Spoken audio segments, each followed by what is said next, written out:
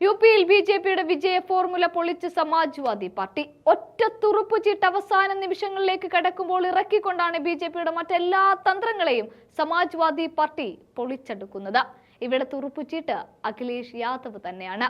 അഖിലേഷിനെ ഇറക്കിക്കൊണ്ട് യുപിയിൽ പ്രതിഷേധം തീർക്കാനാണ് ഇന്ത്യ മുന്നണി തീരുമാനിച്ചതും അതിന്റെ അടിസ്ഥാനത്തിൽ അധികാരം നിലനിർത്താൻ ബിജെപി ഏറ്റവും അധികം പ്രതീക്ഷ അർപ്പിക്കുന്ന സംസ്ഥാനത്ത് അവരുടെ സീറ്റ് പരമാവധി കുറയ്ക്കുക എന്ന ലക്ഷ്യത്തോടെയാണ് കനൌജിൽ സ്ഥാനാർത്ഥിയാകാൻ അവസാന നിമിഷം അഖിലേഷ് തീരുമാനിച്ചത്.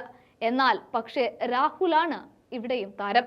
അതായത് യുപിയിലൂടെ ഭാരത് ജോഡോ യാത്ര നടത്തിയ രാഹുൽ ഗാന്ധിക്ക് മുസ്ലിം ഭൂരിപക്ഷ മേഖലയിൽ വൻ സ്വീകരണം ലഭിച്ചതിന് പിന്നാലെയാണ് കോൺഗ്രസുമായി സഖ്യമുണ്ടാക്കാൻ SP തീരുമാനിച്ചതും സഖ്യത്തിലേക്ക് കടന്നതും. ആ സഖ്യത്തിനുള്ളിൽ മുസ്ലിം വോട്ടുകൾ ഭദ്രമാണെന്ന് അഖിലേഷിന്റെ കണക്കുകൂട്ടലുകൾ. ഇതോടൊപ്പം തന്നെ യാദവ് വോട്ട് ബാങ്ക് ഉന്നമിട്ടിട്ടുള്ള പതിവ് രാഷ്ട്രീയ തന്ത്രമല്ല ഇക്കുറി SP പയറ്റുന്നത്.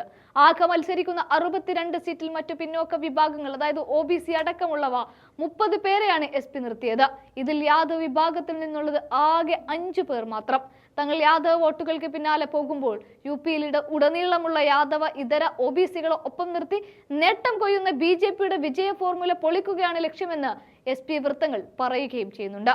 സ്ഥാനാർത്ഥികളുടെ എണ്ണം കുറച്ചതുവഴി യാദവ് വിഭാഗത്തിനുണ്ടായേക്കാവുന്ന പരിഭവം ഒഴിവാക്കാനാണ് അഖിലേഷ് തന്നെ മത്സരത്തിനിറങ്ങിയതും. യുപിയിൽ ബിജെപിയെ വീഴ്ത്താനുള്ള ഏക വഴി OBCകളിലൂടെയാണെന്ന തിരിച്ചറിവിലാണ് ആ വിഭാഗത്തെ മുഴുവനായി ഒപ്പം നിർത്താനുള്ള നീക്കം തുടങ്ങിയത്. കഴിഞ്ഞ തിരഞ്ഞെടുപ്പുകളിൽ ബിജെപിക്ക് ലഭിച്ച OBC വോട്ടുകളിൽ വിള്ളൽ വീഴ്ത്താൻ സാധിച്ചാൽ പല സീറ്റുകളിലും മത്സരം കടുക്കുമെന്നാണ് കണക്കുകൂട്ടൽ. 14 സംവരണ മണ്ഡലങ്ങളാണ് എങ്കിലും മത്സരിക്കുന്നത് എങ്കിലും 16 ദളിത് സ്ഥാനാർത്ഥികളാണ് SP കളത്തിലിറക്കിയിരിക്കുന്നത്.